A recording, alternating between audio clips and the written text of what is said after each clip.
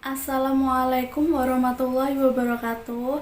Baik, di sini saya akan melanjutkan jawaban dari ujian tengah semester metodologi penelitian bab 3. Yang pertama yaitu macam-macam metode pengambilan sampel.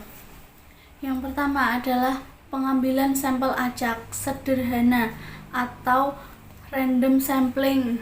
Yang kedua, pengambilan sampel acak sistematis atau systematic random sampling. Yang ketiga, pengambilan sampel acak berstrata atau stratified random sampling.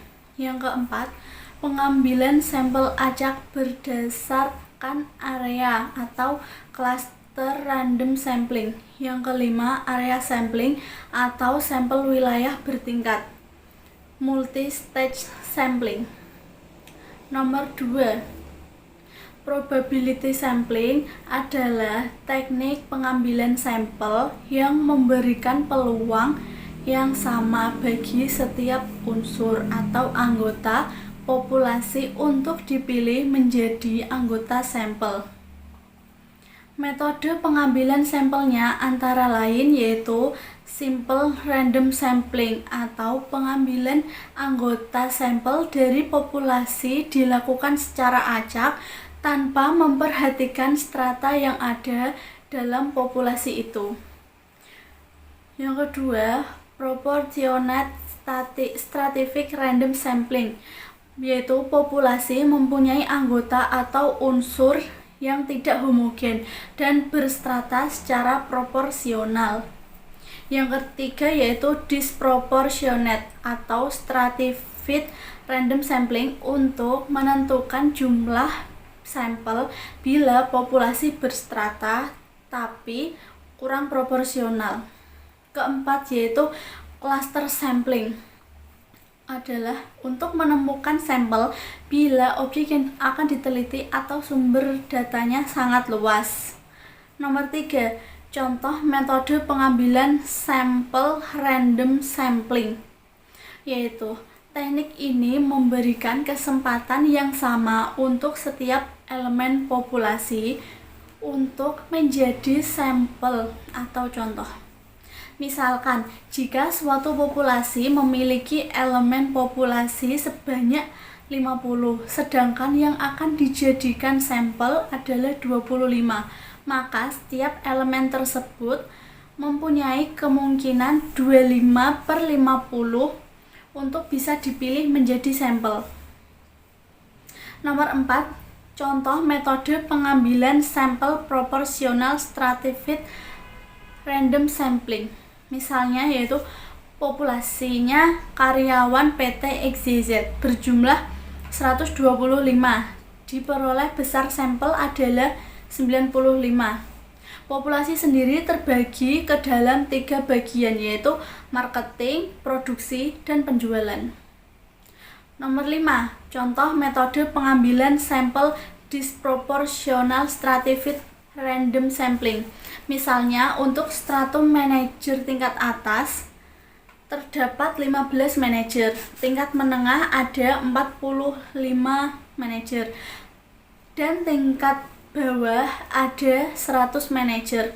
Artinya jumlah seluruh manajer adalah 160.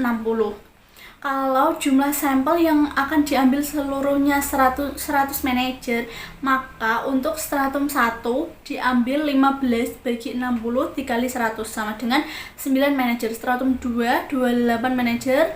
Stratum 3 63 manajer. Jumlah dalam setiap stratum tidak proporsional.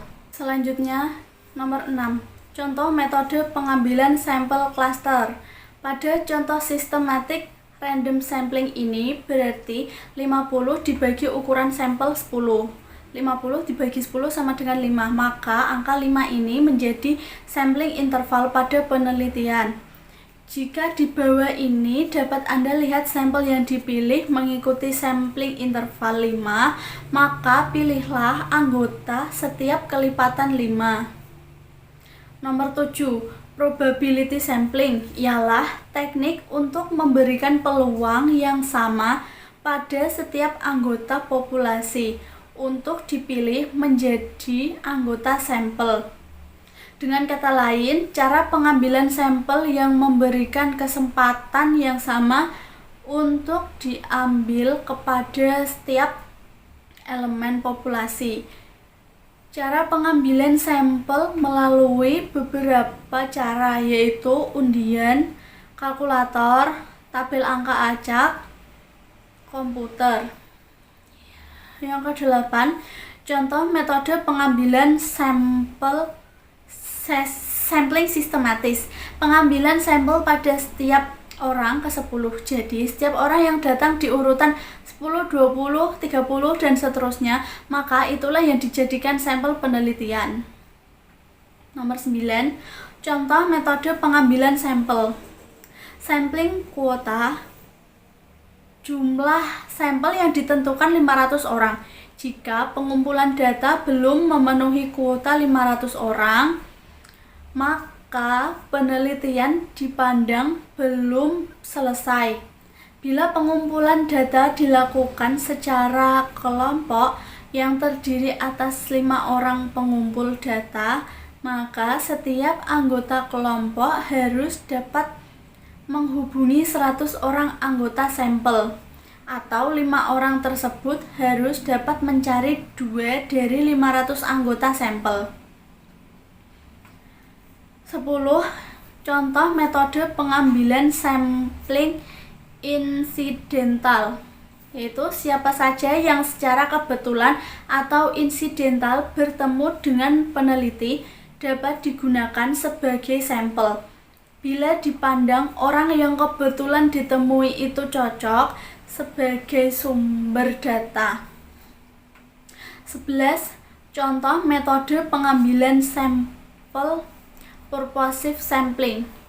Contohnya, sampel purposive akan melakukan penelitian tentang kualitas makanan, maka sampel sumber datanya adalah orang yang ahli makanan. Sampel ini lebih cocok digunakan untuk penelitian kualitatif atau penelitian yang tidak melakukan generalisasi. 12. Contoh metode pengambilan sampling jenuh. Jika populasi relatif kecil, kurang dari 30 orang, atau penelitian yang ingin membuat generalisasi dengan kesalahan yang sangat kecil. Selanjutnya nomor 13, contoh metode pengambilan sampling snowball. Dalam penentuan sampel, pertama-tama dipilih 1 atau 2 orang sampel. Tetapi karena dengan 2 orang sampel ini belum merasa lengkap terhadap data yang diberikan, maka peneliti mencari orang lain yang dipandang lebih tahu dan dapat melengkapi data yang diberikan oleh 2 orang sampel sebelumnya. Begitu seterusnya, sehingga jumlah sampel semakin banyak. 14. Perbedaan konsep populasi dan sampel dalam penelitian kuantitatif dan penelitian kuantitatif. Yang pertama, sampling dalam penelitian kuantitatif. Penelitian ilmiah yang sistematis terhadap bagian-bagian dan fenomena serta hubungan-hubungannya. Tujuan penelitian kuantitatif adalah mengembangkan dan menggunakan model-model matematis, teori-teori dan atau hipotesis yang berkaitan dengan fenomena alam. Proses pengukuran adalah bagian yang sentral dalam penelitian kuantitatif karena hal ini memberikan hubungan yang fundamental antara pengamatan empiris dan ekspresi matematis dari hubungan-hubungan kuantitatif. Yang kedua, sampling dalam penelitian kualitatif. Penelitian yang bermaksud untuk memahami fenomena tentang apa yang dialami oleh subjek penelitian. Misalnya, perilaku, persepsi, motivasi, tindakan, serta holistik.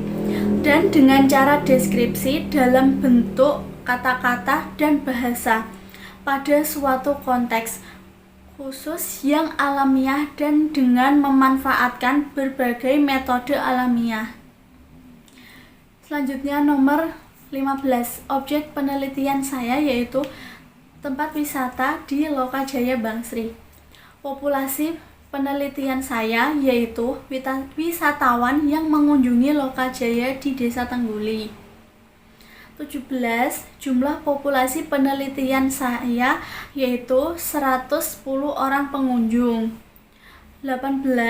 Alasan saya menggunakannya sebagai populasi yaitu karena seluruh jumlah dari subjek yang akan diteliti oleh seorang peneliti.